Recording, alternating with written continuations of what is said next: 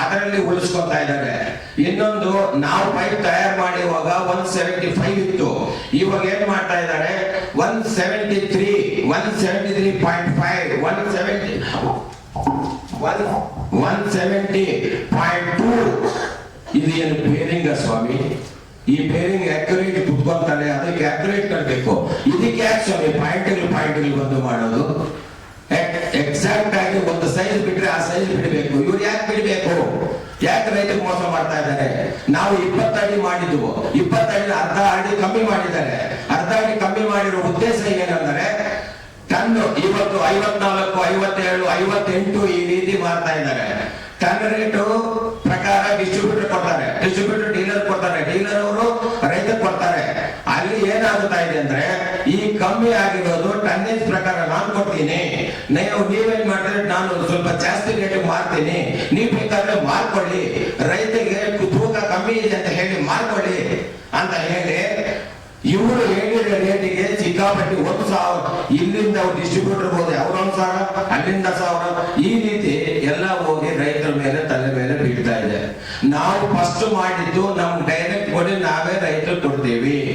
Direct ಆಗಿ dealer ಕೊಟ್ಬಿಟ್ರೆ ಉಳಿತದೆ. ನಾನು ಈಗ ಹೇಳೋದು, ಇವತ್ತಿನ ರೇಟ್ 43,500 ರೂಪಾಯಿ ಶೀಟು, ಅದಕ್ಕೆ ಪ್ರೋಸೆಸ್ ಚಾರ್ಜ್ 3,500, 47,000 ಆಗುತ್ತೆ. ಸ್ವಾಮಿ 2 ರೂಪಾಯಿ ಸಾಕಲ್ವಾ? ಇಡೀ ಕರ್ನಾಟಕಕ್ಕೆ ಟ್ರಾನ್ಸ್ಪೋರ್ಟ್ ಹೋಗೋದು 49 ರೂಪಾಯಿ ಆಗುತ್ತೆ. 49 ರೂಪಾಯಿ ಆದ್ಮೇಲೆ 58, 59 ಡಿಸ್ಟ್ರಿಬ್ಯೂಟರ್ ಮಾತ್ರ ಕೊಡ್ತಾ ಇದ್ರೆ ಅಲ್ಲಿಂದ ಡೀಲರ್ಗೆ ಏನು ಹೋಗುತ್ತೆ? ಡೀಲರಿಂದ ರೈತರಿಗೆ ಏನು ಹೋಗುತ್ತೆ? ಈ ರೀತಿ ಮೋಸ ಮಾಡಿ ತುಳಿದು ಬಿಡ್ತಾ ಇದ್ದಾರೆ. ಏನ್ ನಾವು ಹೋಗಿ ನಮ್ದು ಕಾಪಿ ರೈಟ್ ಇದೆ ಕೇಳಿದ್ರೆ ಕೇಸ್ ಹಾಕೊಳ್ಳೋದು, ಸ್ಟೇ ತರೋದು, ನಾವು 4 ವರ್ಷ 3 ವರ್ಷ ಅಲ್ಲ ಆಗೋದು ಬಿಟ್ಬಿಡೋದು. ಈ ರೀತಿ ನಮ್ಮ ಮಾವನವ್ರು ಬಿಟ್ಟರು, ನಮ್ಮ ಮಾಮಯ್ಯ ಬಿಟ್ಟ, ಈಗ ನಾನು ಬಂದಿದ್ದೀನಿ ಮುಂದೆ. ಇದುವರೆಗೂ ಅವರು ಮೀಡಿಯಾಗೆ ಬಂದಿಲ್ಲ, ನಾನು ಫಸ್ಟ್ ಟೈಮ್ ಬಂದಿದ್ದೀನಿ ಸ್ವಾಮಿ. ಯಾಕೆ ಯೇಸುಲ್ ನಾಯ್ಡು ಅವರು 170 to 190, 175 mm ಔಟರ್ ಓಡಿ ಆ ಪೈಪನ್ನು ಕಣ್ಣು ಹಿಡಿದು ಅದಕ್ಕೆ ಪೇಟೆಂಟ್ ತಗೊಂಡು ಆಮೇಲೆ ಪೇಟೆಂಟ್ ರಿಜಿಸ್ಟ್ರೇಷನ್ ಎಲ್ಲ ಮಾಡಿಸಿ ಪೈಪನ್ನು ಕಲ್ಕಟ್ಟ ಟ್ಯೂಬ್ಸ್ ಅವ್ರ ಮುಖಾಂತರ ಪೈಪನ್ನು ನಾವು ರಿಲೀಸ್ ಮಾಡ್ತೀವಿ. ಆದರೆ ಇಲ್ಲಿ ಒಂದು ಮುಖ್ಯವಾದ ವಿಷಯ ಏನಂದರೆ, ನಮ್ಮ ಮಾವನವರು ರೈತ ಮಗ, ನಾನು ರೈತ ಮಗ. ಅವ್ರ ಉದ್ದೇಶ ರೈತರಿಗೆ ಒಳ್ಳೆಯದಾಗಲಿ, ಗ್ರಾಮೀಣ ಪ್ರದೇಶಗಳಲ್ಲಿ ಎಲ್ಲ ಕಡೆ ನೀರಿಗೆ ಬೋರ್ವೆಲ್ ಹಾಕಿಸ್ಬೇಕು, ಅದಕ್ಕಾಗಿ ಮೋಟರ್ಗೆ ಒಳ್ಳೇದಾಗಬೇಕು, ನಾನು ರೇಟನ್ನು ಕಮ್ಮಿ ರೇಟಲ್ಲಿ ಕೊಡಬೇಕು ರೈತರಿಗೆ ಅಂತ ಉದ್ದೇಶದಿಂದ 22,000 ರೂಪಾಯಿ ಅಗ್ರಿಮೆಂಟ್ ಮಾಡಿದ್ರು. ಫ್ಯಾಕ್ಟ್ರಿಗೆ ಹೋಗಿ 22,000 ಟನ್ ಆವಾಗ ಅಲ್ಲಿಗೆ ಡೈರೆಕ್ಟ್ ರೈತರಿಗೆ ಹೋಗ್ತಾ ಇತ್ತು. ಡಿಸ್ಟ್ರಿಬ್ಯೂಟರ್ಸ್, ಡೀಲರ್ಸ್, ಮೀಡಿಯಾಸ್ ಯಾರು ಇರಲಿಲ್ಲ, ಚೆನ್ನಾಗಿ ಅವರಿಗೆ ಸೇರ್ತಾ ಇತ್ತು.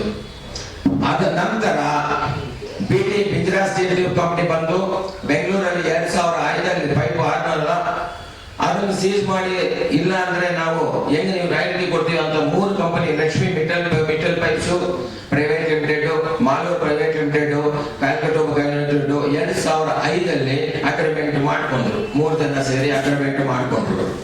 ಅದ ನಂತರ ಈ ಪೈಪ್ ಸೀಸ್ ಮಾಡೋಣ ಅಂತ ಹೋಗಿ ನಾವು ಮಾಡಿದ್ವು. ಸೀಸ್ ಮಾಡಿದ ತಕ್ಷಣ ನಮಗೆ ಆವಾಗ ಮಾನ್ಯ ಮುಖ್ಯಮಂತ್ರಿಗಳಾದ ಸಿದ್ದರಾಮಯ್ಯನವರು ಗೌರವನೀಯ ಡಿಪ್ಯೂಟಿ ಸಿಎಂ ಆಗಿದ್ರು.